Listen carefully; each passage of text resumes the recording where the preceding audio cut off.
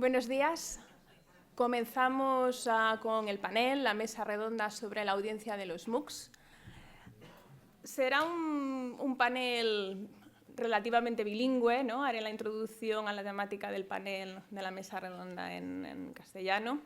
Después tendremos una presentación por Jennifer y Lynn y después una discusión global a la que espero que pueda haber preguntas de la audiencia, ¿vale? O pequeñas discusiones por parte de la audiencia también. A ver qué tal. La temática, como sabéis, esa audiencia de los MOOCs es una temática muy interesante, también importante.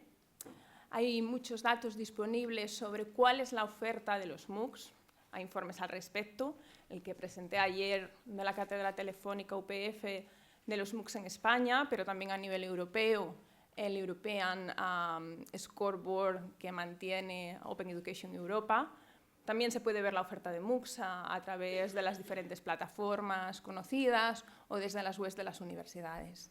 Sin embargo, los datos con respecto a la audiencia, la demanda de los MOOCs, no están tan claros. Hay algunos datos, pero están fragmentados. Y, sin embargo, este aspecto es bien interesante, ¿no? Necesitamos saber, desde las universidades, para quién estamos diseñando estos MOOCs. Hay dos aspectos principales en esta pregunta, ¿no? De para quién estamos diseñando estos MOOCs. Por un lado están las expectativas de las organizaciones, de las universidades. ¿Cuál es la audiencia esperada o deseada para estos cursos? En función de los propósitos específicos que esperan las organizaciones, sus estrategias, modelos de negocio específicos o aspectos de responsabilidad social. Pero, por otro lado, está la audiencia real, los estudiantes que realmente se matriculan, se registran en estos cursos y los completan. Estos datos de audiencia incluyen su demografía, también su nivel académico, sus motivaciones, etc. La pregunta principal que vamos a debatir en esta mesa redonda es precisamente cuál es la relación o hasta qué punto está alineada las expectativas de las instituciones, de las organizaciones y la audiencia real de estos cursos. Sobre esta pregunta principal han preparado Lynn y Jennifer una serie de datos y puntos de discusión. Les agradezco todo lo que han preparado al respecto, el material recopilado y el material preparado para la mesa redonda. Y además de discutir esta pregunta principal, también les pedí que discutieran sobre cuáles son las posibles perspectivas de futuro y los retos que tendríamos que afrontar desde las instituciones para poder avanzar hacia las perspectivas de futuro desde la perspectiva pues, que pueda ser más interesante para las instituciones. Gracias de nuevo y podéis comenzar cuando queráis. Okay. So, as you can see, our presentation is called Audience for MOOCs. And on the next slide, or did you say? This gives an overview of what we're going to be talking about today. So we're going to give you some information about audience demographics in both edX and Coursera. We're going to talk about why universities offer MOOCs, what their motivation is, and then the motivation of the students who are taking the MOOCs. We want to discuss this issue of does the actual audience of MOOCs match up with the desired audience? And also we're going to address the challenges of MOOC audiences and what we perceive might be the future of MOOCs. So the figures that we'll show you about the audience is going to be mostly from the two biggest MOOC providers from the United States, although there are international organizations as well. And just hearing yesterday about all of the MOOCs that have been produced by Spanish universities, their demographics are not included in here because I was not aware of how many of those courses there are. And so we don't know for sure that these audiences are typical of everything, but I think they do show what a lot of the early MOOC audiences were. So one thing is just thinking about the difference over 2 years about who is producing MOOCs. It used to be that most of the early MOOCs were produced by schools in the United States in English, and that has changed a lot just in the last 2 years. So Coursera, for example, now has as many partner institutions creating MOOCs outside of the United States as it has within it. And you can see from this graph that a lot of them are from the US and Canada, but quite a few are not. So can we do the next slide? And same for edX, that while many of the partner schools are from the United States, many of them, at this point, about half in each of those MOOC providers are not from the United States. So in terms of the students, one of the ways that you can think about the background of the students is the kinds of countries that they come from. And emerging markets means places where the economies are still developing and are becoming a stronger world presence, but are not necessarily the strongest economies yet. So you can see that most of the students right now come from fairly well-established economies. However, that is changing, and a significant number from from emerging economies. And if you think about who would be most likely to be aware of MOOCs and have the computing access needed for MOOCs, it's going to be in countries that already have fairly well-established economies. So it doesn't necessarily mean that people in more undeveloped countries are not as interested. In fact, that's not the case at all. But they either may not know about MOOCs or they may not have access to them. Next. In terms of where students are located, I told you my stories yesterday about how hard it is in some cases to get an accurate picture, but given the large numbers, I think this is pretty good. About 3/4 of students in the Coursera MOOCs, and there are 100 partner institutions and I believe about 700 MOOC courses in Coursera, so this represents a lot. They have 7 million students, 7 million unique students are Coursera students. So this represents a lot of people. About 3/4 of them are from outside the United States. There is very large enrollment from India, and about a year ago, Coursera made the videos available on servers in China. And that has meant that China has been a very rapidly growing enrollment area. Before, you may know that in China there are firewalls that make it very difficult for Chinese students to get to things like YouTube. So moving the content from the Coursera courses into China has greatly increased the number of Chinese students. Do you want to talk about Sure. edX? So the numbers that edX supplied me with are broken down a little bit differently, but they do show that the larger percentage of edX students are from the US.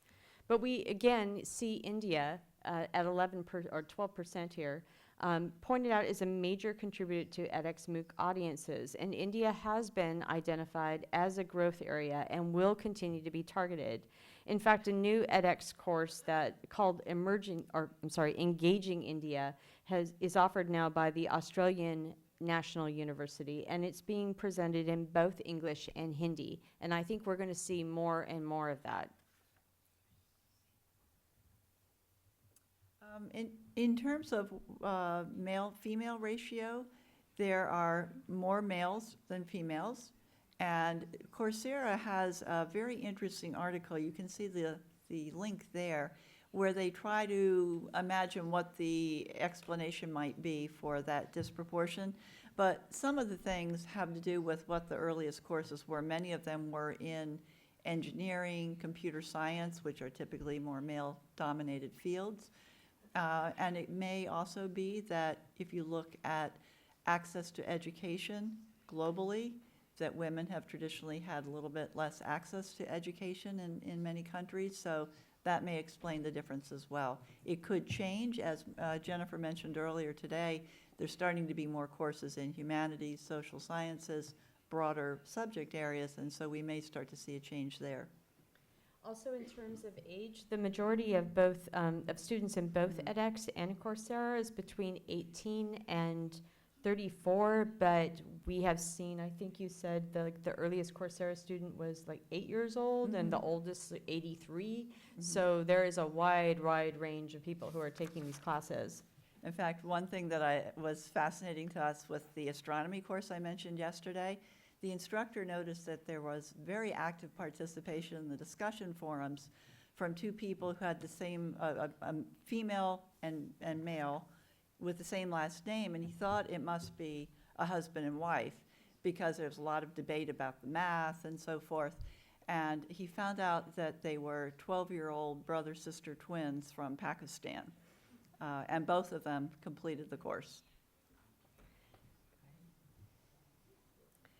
So in the next 2 slides, you're going to see that both in Coursera and in edX, the educational attainment of most of MOOC takers is fairly high. In the Coursera classes, about 37% have a master's degree. And we say here, or no, I'm sorry, about 33% have a master's degree and about 37% have a bachelor's degree. So these are not people who are just starting their education. These are people who in some cases may have felt that they have finished their education and then are coming back to MOOCs for a variety of reasons. Go to the next slide. So it's pretty much the same with edX. And one thing to think about there, again, has to do with what the initial offerings were.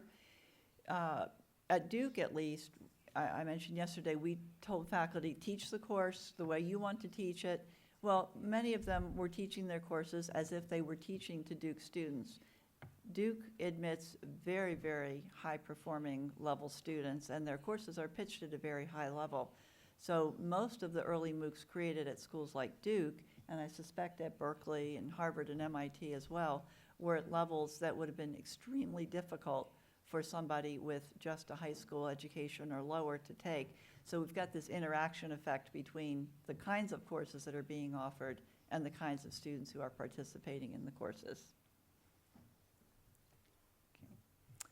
Okay. So we wanted you to think about something, and again, we come from a different style of things at conferences in the US where typically there's a lot of interaction with audiences. We're not going to try to change that today. We have seen that is futile. But I would like you to at least think about these 2 questions, and perhaps 1 or 2 of you would be willing to speculate, because we don't actually have correct answers for this. These are the kinds of questions that people developing MOOCs are thinking about. So as Jennifer mentioned, a lot of people, the majority of people have at least a bachelor's degree, and a very large number also have a master's degree. So we see enrollments in, introduction to astronomy, introduction to biology. Why would people with a bachelor's or a master's degree be taking introductory astronomy, introductory biology, introduction to logic? Why are they taking these courses? So I'd be curious, maybe you can at least talk among each other for a moment. And then secondly, in looking at the demographics, in edX and Coursera, only about 3% of the students total are from Spain. And yet, clearly, people in Spain are very interested in education. You're active MOOC providers. Why in Coursera and edX would that participation rate be that low? We really don't know. So take just a minute, and then we'll see what your ideas are. All right. Let's see. Yeah. So do you have answers for us? Okay. All right. We can tell from your lively conversation that you do have ideas. Now, the big question is, are you willing to share some of those ideas with us? That is the interesting question. So just out of curiosity, and I'm going to put my headphone on in case people want to speak in Spanish when we get it translated back, but I know we have to do the thing with the microphone. We've got the microphone person. So who is willing to tell me what you think would be a reason why students who already have a college degree would be signing up in such large numbers for MOOCs? What do you think? Okay. Oh, we have people.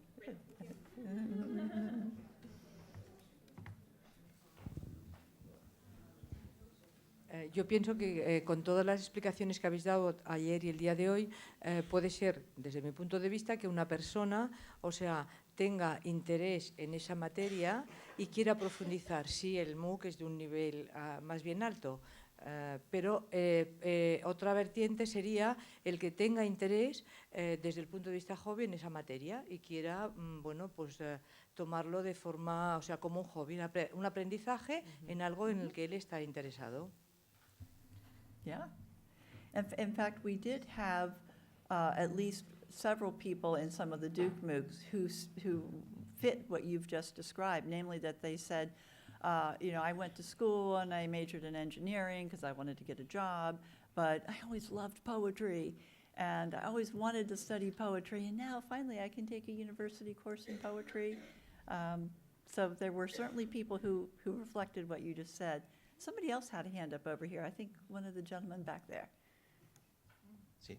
Bueno, era un poco en la misma línea, ¿no? Creo que la curiosidad intelectual es lo que puede ser más motivador, ¿no?, para hacer un curso, teniendo en cuenta que sobre todo suelen ser cursos más bien de introducción, ¿no? Entonces entiendo que alguien que tiene un máster en astronomía no se matricula en un curso de introducción a la astronomía, sino más bien alguien que tiene un máster en filosofía es el que le interesa hacer un curso de introducción a la astronomía para ampliar sus conocimientos, ¿no? I think that's right too. One of the MOOCs that I enrolled in and did not finish was on epidemiology. I didn't study any science in high school or college or in my master's program, but I'm really interested in plagues. Really interested in how we're all going to die of Ebola.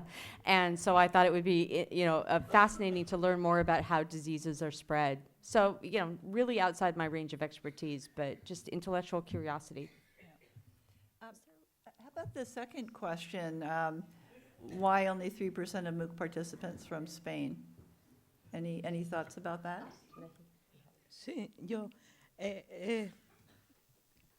estando de acuerdo con todo lo que se ha dicho, creo que vosotros el otro día hablabais de lo fantástico de los MOOCs. Son adictivos. Lo son. Quien se matricula de un MOOC y tiene una experiencia, yo, y mucha gente que conozco, y tiene una buena experiencia, se convierte en un adicto a los MOOCs. Sí, es cierto. Y algunas veces te lleva a... La oferta es tan inmensa que te lleva... Yo he llegado a estar matriculada con dificultad en 3 y en 4 MOOCs que me han coincidido en el tiempo. Y vas dejando cosas, claro. Pero la oferta es tan inmensa que la curiosidad te puede. No sé. Thank you. Más ideas, perfecto, ¿eh? Estoy orgullosa de vosotros. Muy bien.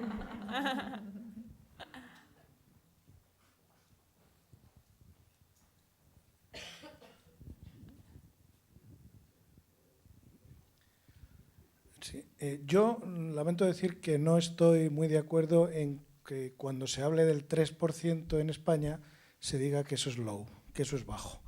Sobre todo si lo comparamos con otros tantos por ciento que han aparecido en el mapa de otros países de lengua inglesa y con una densidad de población muy superior a la española. No hay más que ver UK y algunas otras cosas que han aparecido por ahí. Si ese dato es cierto y es fiable, y no tengo motivo para pensar que no sea así, me parece un dato excelente para España. Yeah, that's really a very good point. With students who are coming into these classes from 200 countries, the percent in any one country is going to be relatively low. But the percent from Spain is not really low compared to any other individual country.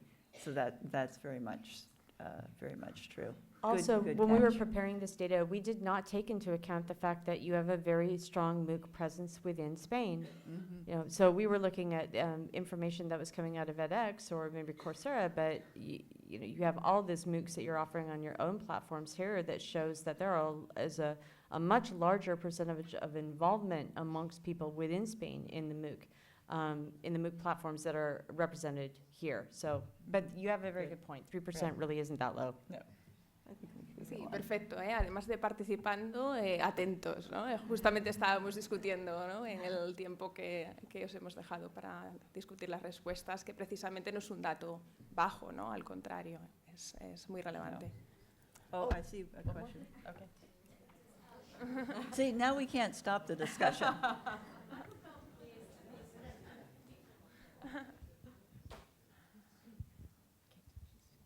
Apart from this new concept of MOOC alcoholic, not MOOCaholic, it's another thing that through the MOOC, maybe you can promote yourself as a kind of find a job as you upon, or find a research line collaboration from somewhere else. So it's not only cultural, or you go to a MOOC for learn, but to find a job, to promote yourself, or to find a research collaboration with somewhere. Yes, and again, we know from the kinds of comments that people post in the forums that you're correct, that sometimes people in there say, well, I'm trying to move into a different field, and maybe if I participate actively, I will kind of shine here, or I'll make good connections with other people who want to do this. So it's not only about improving themselves, but making those kinds of connections. I mean, you have a chance to network with 10,000 people in these courses. Yeah, that's actually a really good point. I mean, we're talking later about why universities offer MOOCs, and one of the reasons is that you might be able to identify really great potential students for your university, but I hadn't really thought about it as the other way around, that the student can promote themselves as a potential student for that institution. So that's a great idea. Okay, we go on to the next one. Okay, is this one for me? So the things that we are showing you right now, as we've been saying with a number of things are changing quickly with MOOCs, and I think we're going to see the demographics shifting as well. You might have noticed, for example, that in Africa, the percentage was relatively low for a whole region. That one really is low. Again, not necessarily reflecting lack of interest, but basic electricity and networking infrastructure are weak in many parts of Africa. However, I think I know for sure Coursera, and I think edX as well, have just recently made apps that will let you do the MOOC on your phone.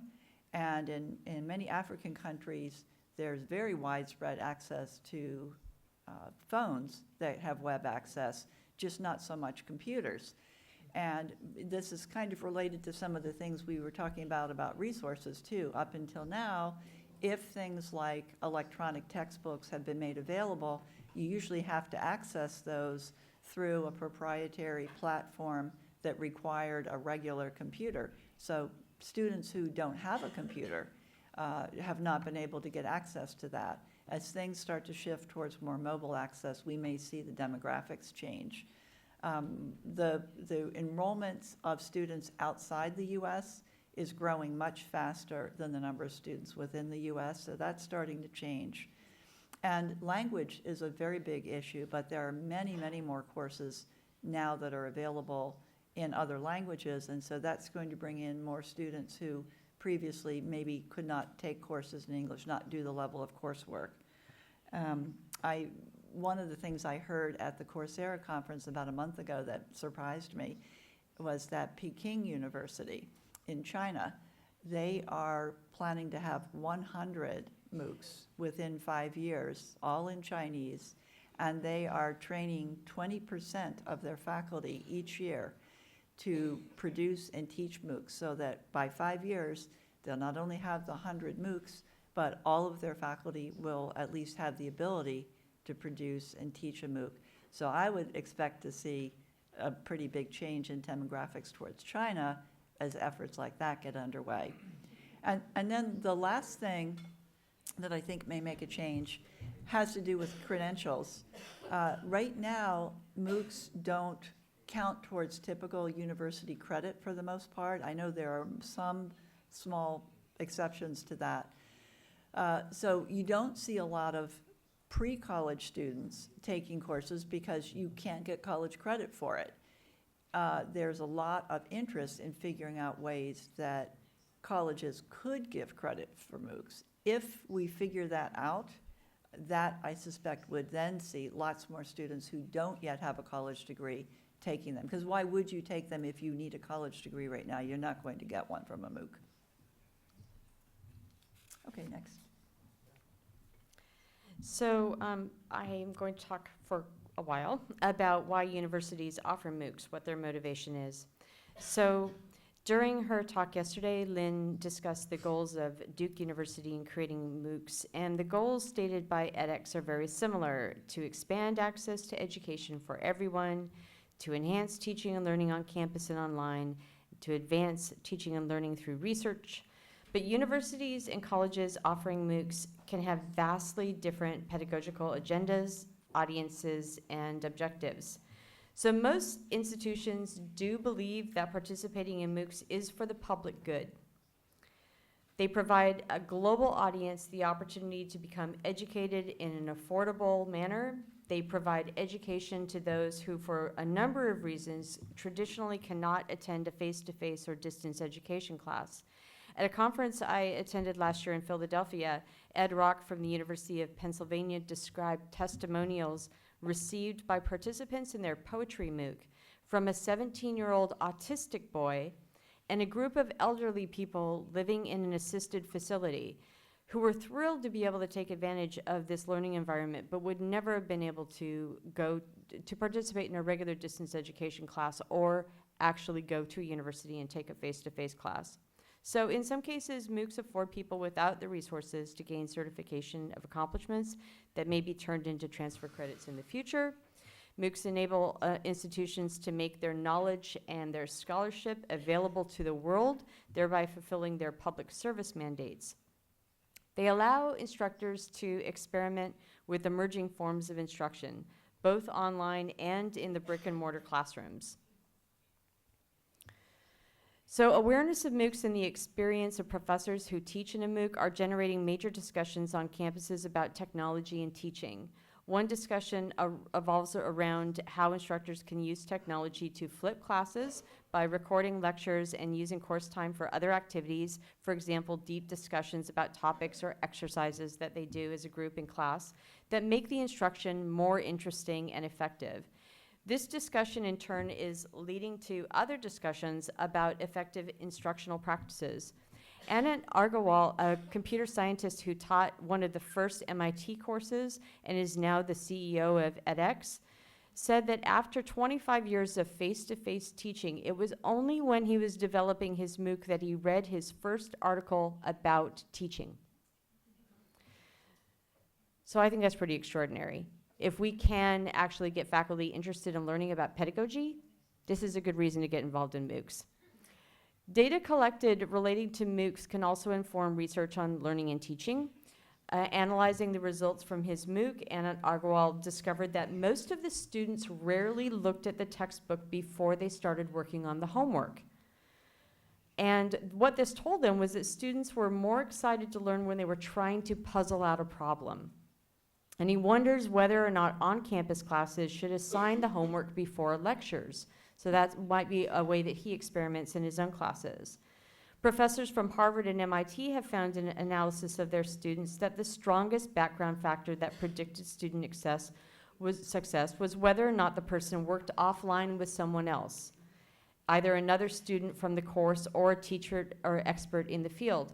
And Lynn talked yesterday about those hubs that were being established where people can get together and discuss in MOOCs, and that would really probably contribute to a significant amount of success in the MOOCs. MOOCs can also inform research in other areas, and I think this is really interesting. They're generating extensive amounts of information or data that create major repositories of knowledge that benefit researchers and practitioners in their professional work, thereby expanding the impact of a course beyond its simple educational role. In a MOOC called Understanding the Brain, which began at the end of last month, Professor Peggy Mason is going to conduct a memory experiment early on in the course. The experiment's going to be very simple. It's going to just require the participants to listen to a short segment and then answer a question through email. As of mid-April, enrollment for the course was about 27,000 students, and Dr. Mason believes it's going to be credited as the largest memory experiment ever performed. By participating, she says, students will be contributing to human knowledge.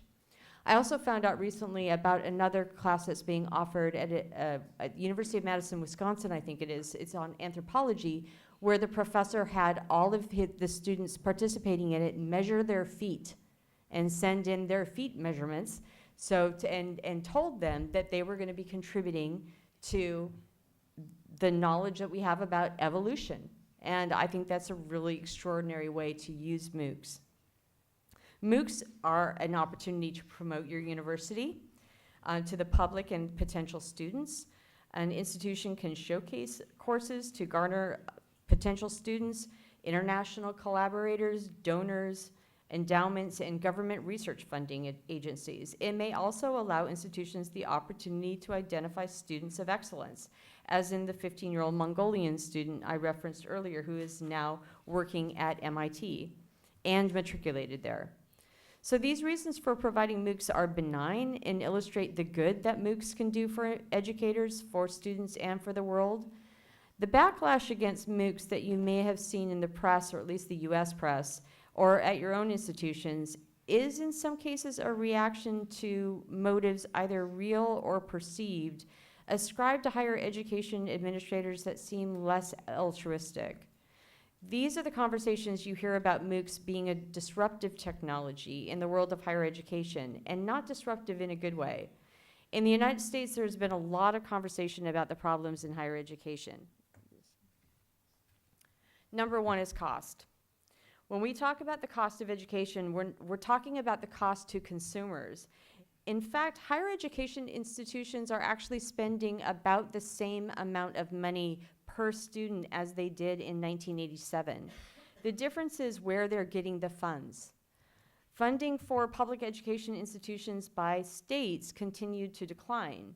So this particular chart shows data gathered by the Chronicle of Higher Education and indicates the percentage of declining support for public colleges in California from 1987 to 2012. And you can see, for example, in the middle, UC Berkeley's funding from state has gone down 26.8%. Next one. The result is that students and their parents are paying higher tuition and a larger percentage of the cost of supporting institutions. So this chart shows how that percentage has increased since 1988. So at this point, in 2013, 47.5% of the cost of educating a student is actually paid by tuition. Next one. And this next chart shows rising tuition costs. So for an out-of-state student, tuition has gone in, say, the last 10 years from $16,000 to $35,000, approximately. And in-state tuition, so students who actually live in California and enroll at Berkeley, has gone from $4,300 to $12,800. Yeah, about approximately $12,800 in 10 years. So that's a significant increase. So according to a report published by the Institute for College Access and Success, 7 in 10 college students, college seniors, like 71%, who graduated in 2012 had student loan debt with an average of $29,400 per borrower.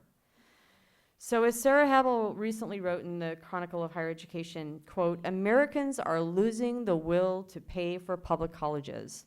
They still view higher education as essential for their personal prospects, for getting a good job, for achieving financial security. But they don't want states spending more of their money or raising their taxes to sustain the campuses that educate the majority of the nation's students.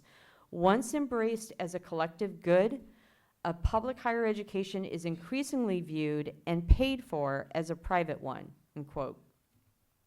It is just at this critical stage When costs are increasing and brick and mortar institutions cannot keep up with the demand for seats, that MOOCs have appeared on the scene.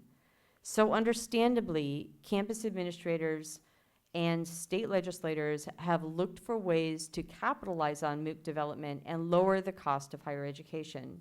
MOOCs are being considered as a means to lower the cost of a traditional degree, where in addition to on-campus courses, students take other classes online, possibly high-demand or required introductory courses.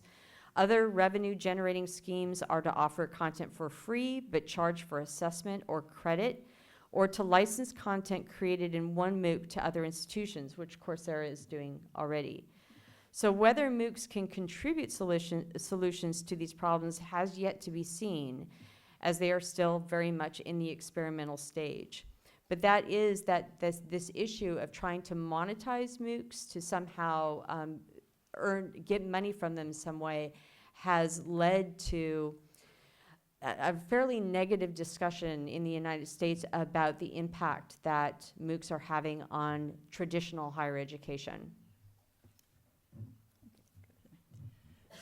So Jennifer's been talking about some of the reasons why universities may want to offer MOOCs, and now we're going to shift a little bit and look at what the reasons are that students say are their motivations for taking MOOCs.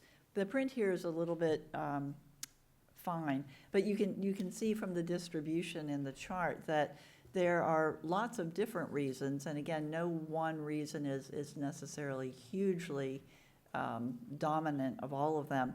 But as somebody over here said earlier, the main reason that people take them is they say they're interested in the subject matter. Now that could mean they're interested in it because they feel like they need to start learning it for a degree or for a job, or they might just be interested in it for fun. And indeed, the second biggest reason that people give is that they think the course will be fun and enjoyable. And then it goes on and looks at things like whether people think that it will help them get a job.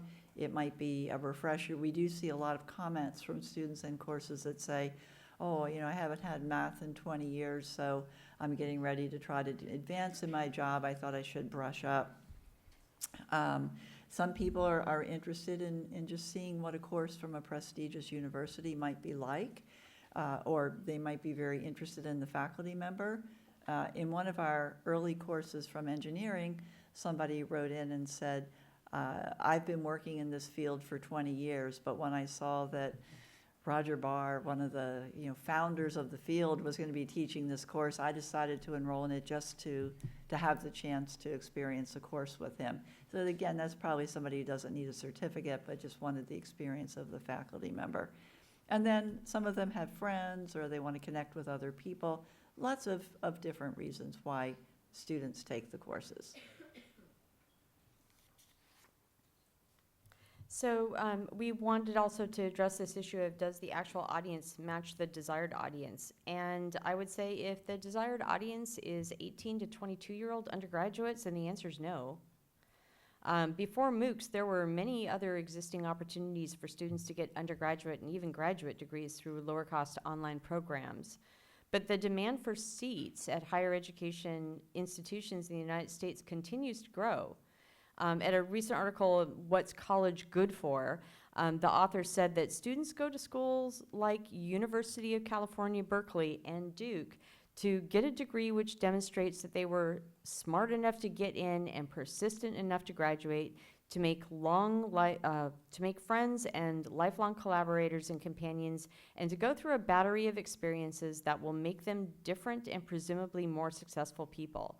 So if the purpose of MOOCs is to serve this group, it's definitely not true. If the purpose of the MOOCs is to serve the disadvantaged learner or the more poorly prepared learner, then the educational have-nots, I would also say that the answer is really no. A recent San Jose State University pilot in the Udacity MOOC platform is one example of an audience that did not match what was desired by the university. The university had hoped that the less expensive online courses would attract and hold the attention of economically disadvantaged students. But many of these students were unfamiliar with the online learning environment. They were unfamiliar with a lot of the technology, and they needed a lot more one-on-one assistance. A research report released by the university showed that the successful students were those at a higher educational level than the desired audience. And in the earlier slides, we showed that the largest proportion of Coursera and edX users had at least some college education. Most already had a degree. Though edX aimed to reach the world, its initial courses were designed for the people that professors at MIT and Ivy caliber partners know best, the ultra-qualified students that they're accustomed to teaching. Introductory level students are less successful because the courses aren't pitched at their level, just as Lynn was saying earlier. Similarly, a study released by the University of Pennsylvania that examined 1 million MOOC users found that about 80% of those taking the university's MOOCs had already earned a degree of some kind. Overall, their MOOC student population was young, well-educated, and employed, with the majority from developed countries. So what about professionals? I do think that there is a market for MOOCs in professional education. One article, though, that I read from the United States said that in the United States, at least, most of the likely audience for continuing educational offerings is the so-called millennial generation. Those in their 20s and early 30s who have left college but find themselves still unemployed or underemployed. And they may be using MOOCs as a way to advance their skills or refresh their skills. So the fact that the larger proportion of MOOC students already have a degree, though, implies that this might be a likely audience, but it's really unclear at this point. And as Lynn was saying earlier, the audience continues to change. Okay. So just again to kind of recap why there might seem to be this mismatch, the level of preparation of the student and the course may not match, the motivations are different, language issues. Some things that faculty have wrestled with in creating MOOCs at Duke have to do with how much they should change their course to reflect who is already the more typical audience taking the MOOCs or not. So for example, yes, many of the courses that Duke produces are too hard for a student who is not pretty well educated already. But that is the population that our faculty know. And so one question has been, well, should we try to offer different tracks in the course so there'd be sort of a more basic track and a more advanced level? Some people have tried that. Should they try to have activities that will appeal to people who are trying to improve their job skills and other activities for people who are mostly trying to meet other people with similar interests? So that's something we're kind of wrestling with in terms of trying to match the course to the audience. Or do we just say, these courses are for these kinds of students, and if you're not one of those kinds of students, pick something different? Some other things that have come up that have been issues in courses about the student body that I think are challenging. People have different ideas about what it means to be a student, different ideas about things like plagiarism. So for example, if we're wanting students to answer each other's questions in the discussion forum or to have lively discussions there, but culturally in some countries, students are not used to having those discussions in real classes, so they're not used to participating online either. And so you may not get the kind of activity in the class because that's just not what students are used to doing. We also found that students had different ideas. First, it looked like there was a lot of plagiarism happening in some of the classes, but then on a closer examination, it seemed like perhaps that wasn't so much the case, that students, some countries would say, well, in our country, copying what an expert says, that is how you answer the question. You show that you know what the expert has said and you put the expert's answer there. Why would I give my answer? I'm new to this. And we had other cases where a faculty member said, don't discuss the quiz questions, don't discuss the homework questions with anyone, try to do it yourself. And he got an email from one of the students saying, well, I'm in junior high school and I'm taking this class and my mother's in the class with me too. am I allowed to ask her questions or not? And another student said, I'm taking this course to try to improve my skills. One of my teachers in high school suggested it. So if I have a question, am I allowed to ask my teacher about it or not? So we're beginning to understand the audience better over time, but we realize that many things in the beginning may not have been very clear. Cost and technology barriers, I talked about some of the technology ones earlier. Both edX and Coursera now offer an option where you can get a certificate, a verified certificate, where you pay what, compared to a university course, would be a very modest amount. It's usually about $45 or $50.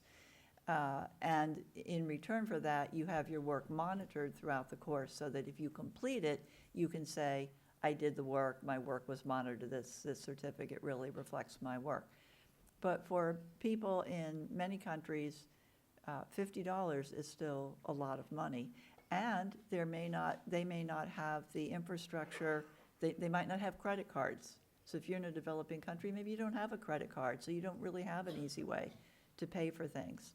So these kinds of factors sometimes influence who takes the course, because if you say, I don't have the $50 and I really want the verified certificate, or I don't have a credit card, you may end up with certain types of students not in the course who want to take the course, but it's not easy for them to do so. So just some of the thoughts that we have about the future of MOOCs. I mean, we have, MOOCs have demonstrated that they offer valuable educational opportunities for millions of potential students. And as we learn more about how students learn in this environment, MOOCs are going to continue to evolve. We talked a little bit yesterday about this difference between XMOOCs and CMOOCs, you know, the instructivist model and the connectivist model, where the instructionist is more traditional, where you're actually just transferring content from the instructor to the learner.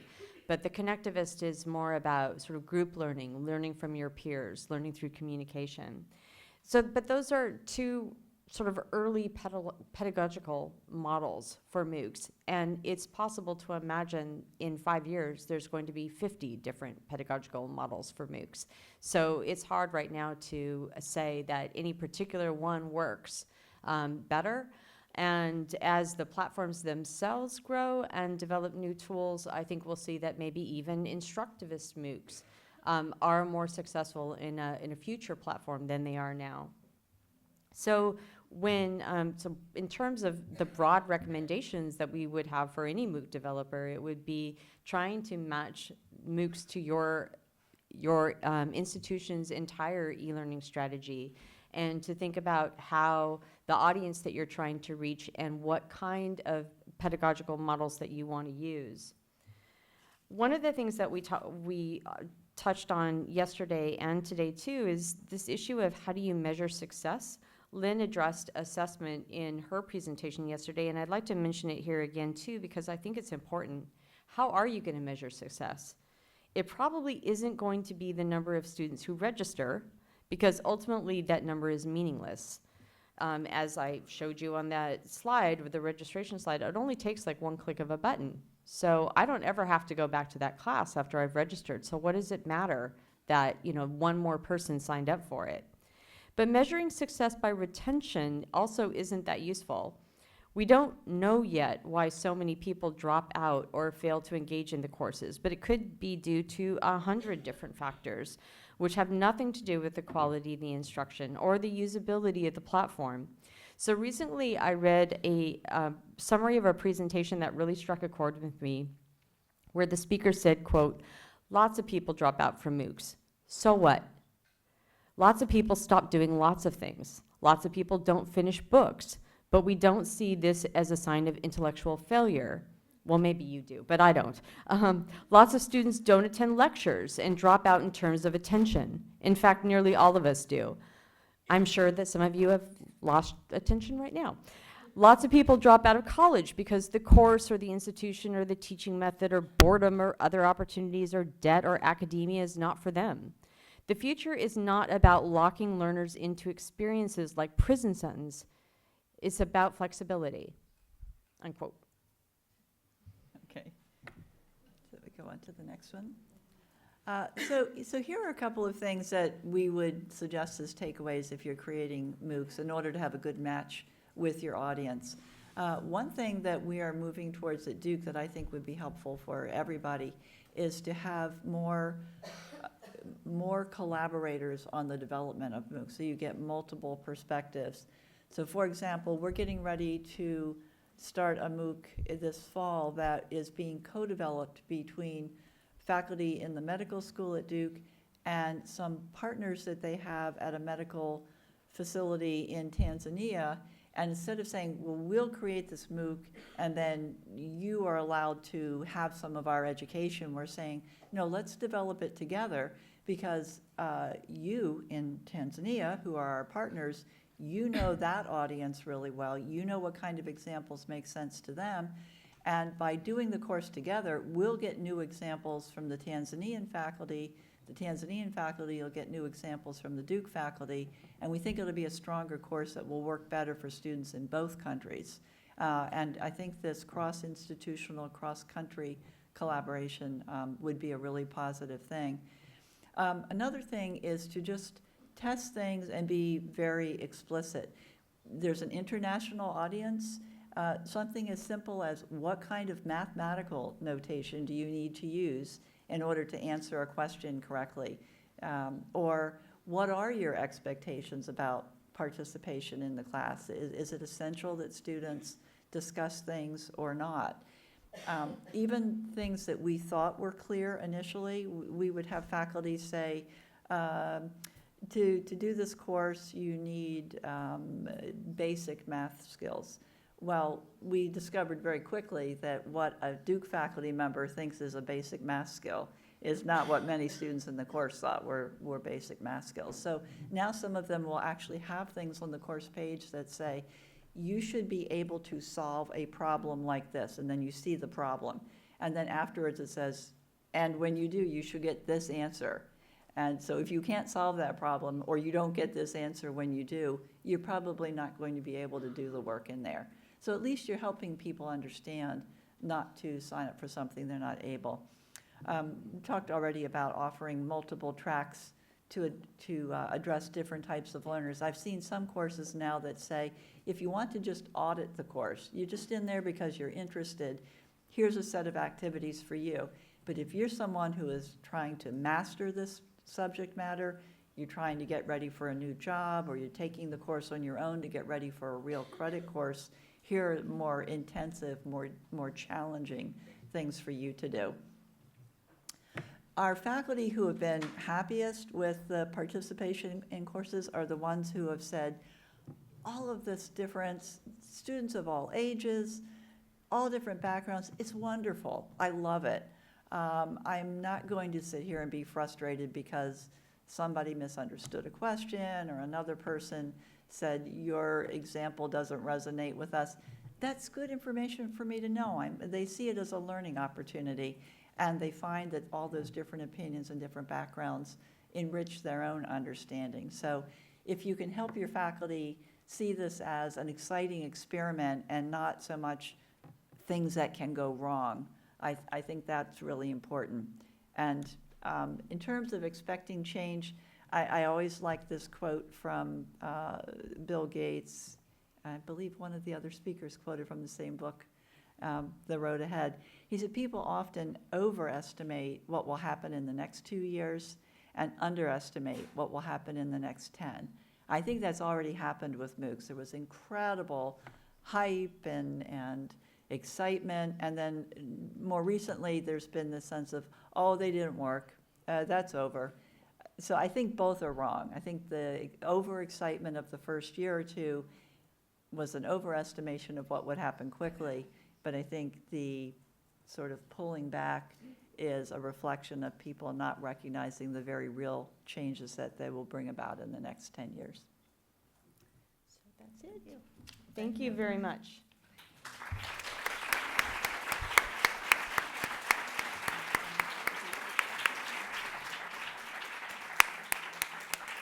And for this one, we also have a bibliography. So if you want to write down this URL, you'll be able to look at some of the resources that we used for this. Okay, thank you.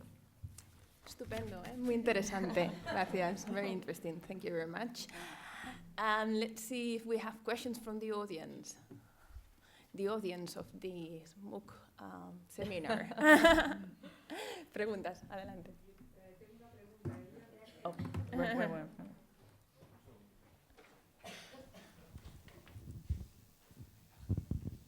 Bien comentó ayer que su MOOC de más éxito había tenido una serie de estudiantes matriculados de hasta 200.000 estudiantes o personas matriculadas en un MOOC, entendí.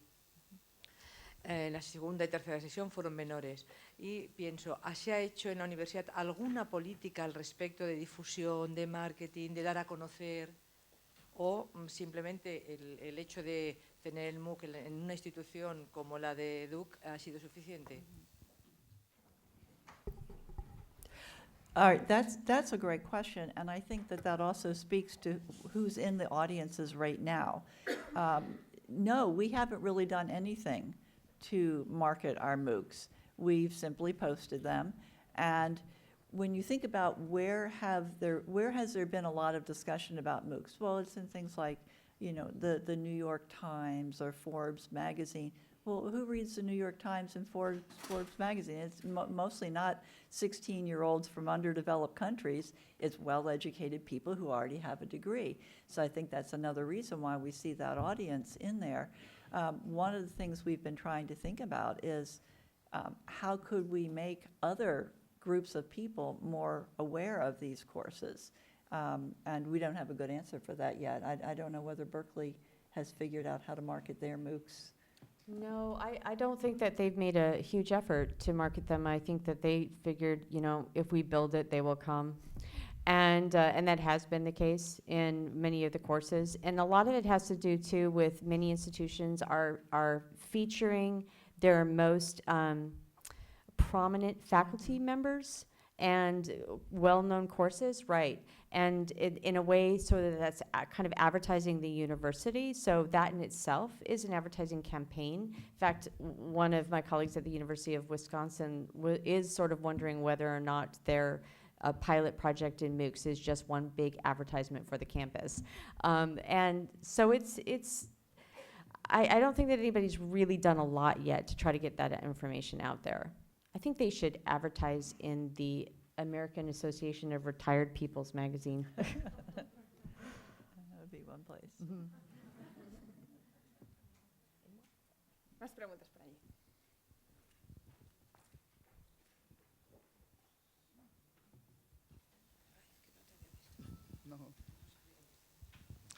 Hola, me gustaría que me aclararan por qué las universidades ponen sus cursos, sus MOOC, en plataformas específicas de MOOCs, en lugar de usar simplemente sus campus virtuales.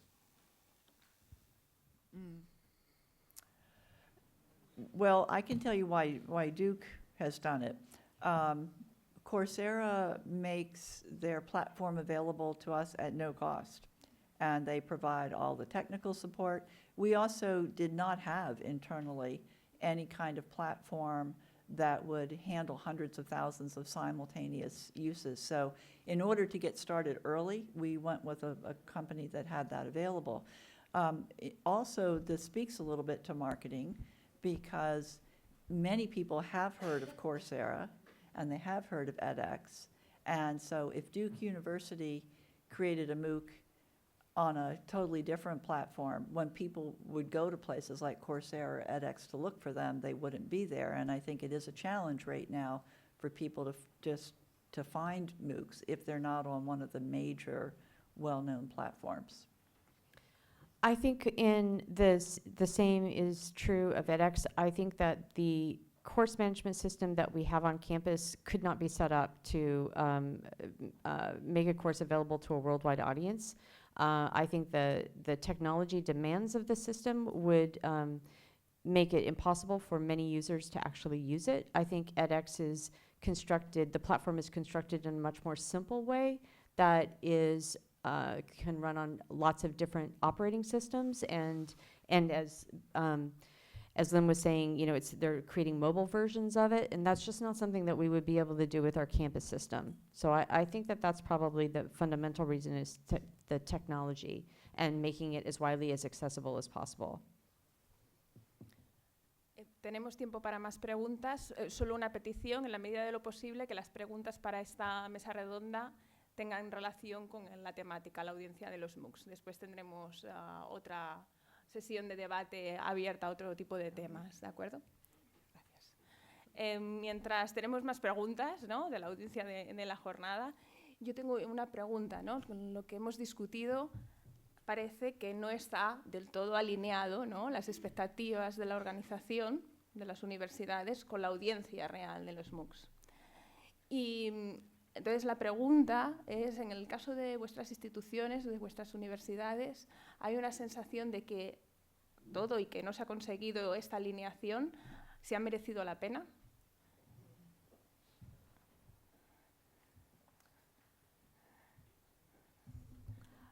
Yes, I do. And Sorry for the question. No, it's a really good question, because I have to say that while we were preparing this particular part of the meeting, while we were doing this presentation, the more I was reading about it, the more I was wondering, why did we get involved in this in the first place? Because I don't really know whether or not we're reaching the audience that we had initially thought we would reach. But at the same time, I don't think that that doesn't mean that there's not value in what we've done. And I think that as we spread out into different disciplinary areas and offer courses in the humanities and the social sciences, that we're going to see the audience change significantly. I think as the platform develops and becomes more interactive, the student experience is going to be better, and therefore we're going to learn more about how students learn, and that's going to inform what we're doing.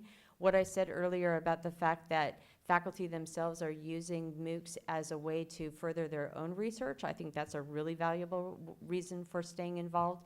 So there are excellent benefits that might not match up with the initial reasons for getting involved. And I would respond slightly differently in the sense that Duke, if you recall from the goals I put up yesterday, Duke never said that they were going to create MOOCs so that people with very little education in undeveloped countries could suddenly have that education. That really wasn't. We said we are willing to share our courses as broadly as possible, but we were not necessarily trying to either save money. We weren't trying to reach underprepared students as a primary audience. For us, it absolutely has been a very positive thing.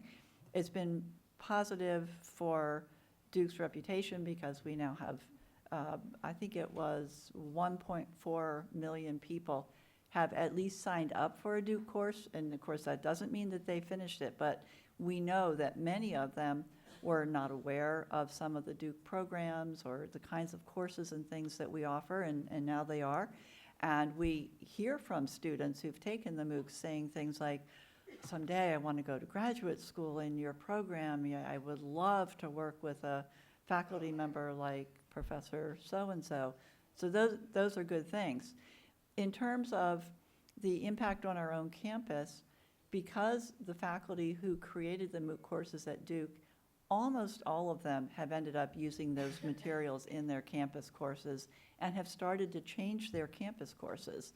So it's been good for our own students. And the final thing that I would say is that the faculty teaching these courses, and partly it's a self-selection. These are some of our very best creative faculty. They have been so energized by the worldwide audience participating and so impressed with the level of work that students do, not for a grade and not for a credit. Many of them will say things like, you know, at my own credit courses, students are constantly saying, you know, I need one more point to get an A, you know, what can I do? He said, to have people in these courses who say, I'm just doing this because I am fascinated by your subject and I'm willing to spend large amounts of time to learn your subject, that is a joy to faculty. and then the positive feedback that they have had from people saying, I wouldn't have had the opportunity to do this. We had one recently where somebody said, I signed up for this, I just thought it would be interesting. I've decided to change my career. I'm going back to graduate school. I'm going to become a neuroscientist. That feels very good to a faculty member to get those comments. So we're happy that our good faculty are getting that feedback. Gracias. Gracias por las respuestas. ¿Alguna pregunta de la audiencia?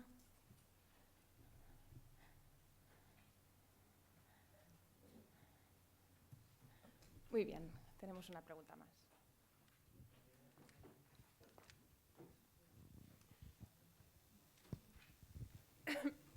Es muy breve. Solo quisiera saber si existe alguna experiencia de no éxito. ¿Hay algún curso MOOC de los que ya hay muchísimos que no tenga una experiencia de éxito?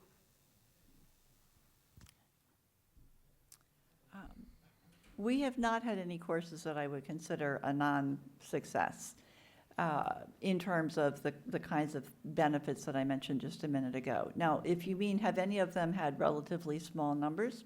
Some of them, again, it depends on your sense of numbers, but you know, we have had some that were, and it's interesting to see faculty expectations. I had one faculty member who said, oh, I only had 15,000 people sign up, you know, what am I doing wrong? And I said, oh, you're right, it's practically a seminar. But he found in his course the level of participation was very good. It was a narrower subject. So yes, there have some that have had small enrollments. In terms of the completion rate, it's remarkably similar. There's some differences, but it's not as if there are huge numbers completing some courses and then, I mean, huge percentage some and less for others. Some of them got some harsh feedback early on, and most of those faculty made changes and corrections based on what they heard. I was very impressed with their willingness to hear what students had to say and try to make adjustments in their courses even the first time around. So I wouldn't say any of them were a failure. And in fact, all of the courses I have run, at least that were taught a first time, all of them came back and said, I'm going to do it again. At the end of the first time, many of them said it was much harder than I thought. It was overwhelming. People complained about things. It was, I think I'll do it again next September. So I think that's a sign of success as well. Oh, I was just going to say, at Berkeley, I know of one course that hasn't gotten very good reviews, but I don't think that any of them have had low enrollments. Almost all of them have been repeated and have had high enrollments. And I think overall they're considered to be successful. Now, it doesn't mean that MOOCs in general in the United States that there haven't been some failures. I mean, I've heard some stories. There was one faculty member who pulled out in the middle of one of the MOOCs and just stopped teaching it.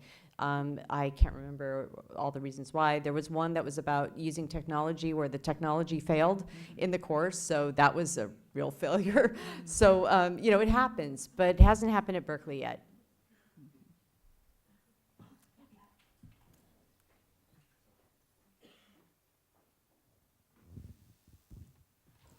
Just one question, direct question. Our MOOCs has to be in Spanish or in English?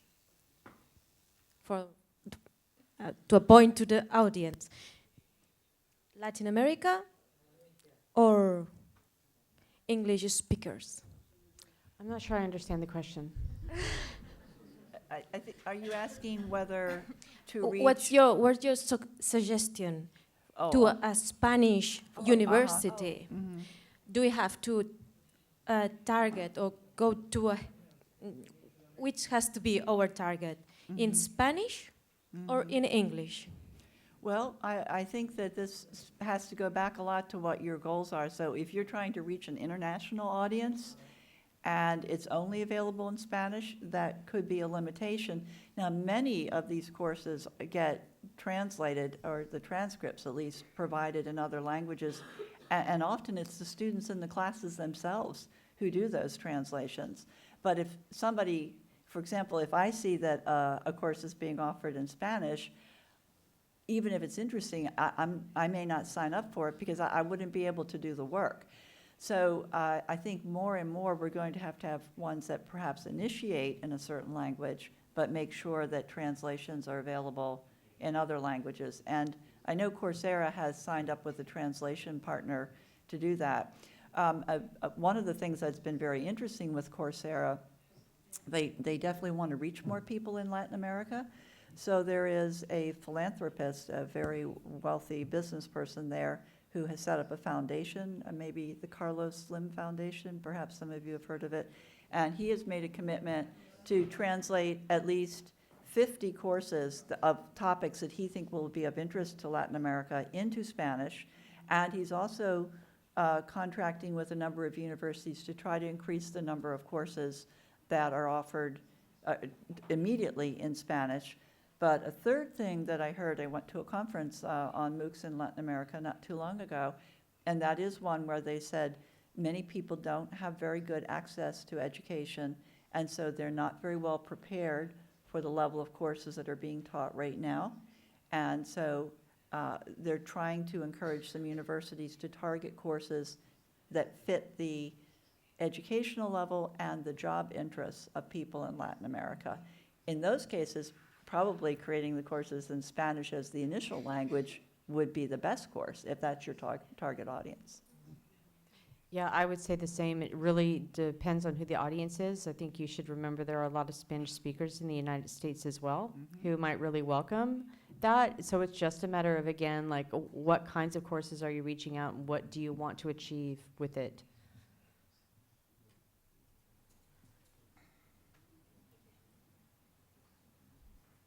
¿Más preguntas?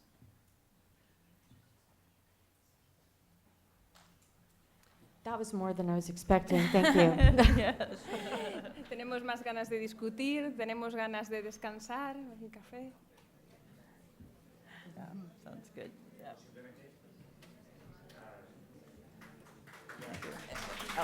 Yeah.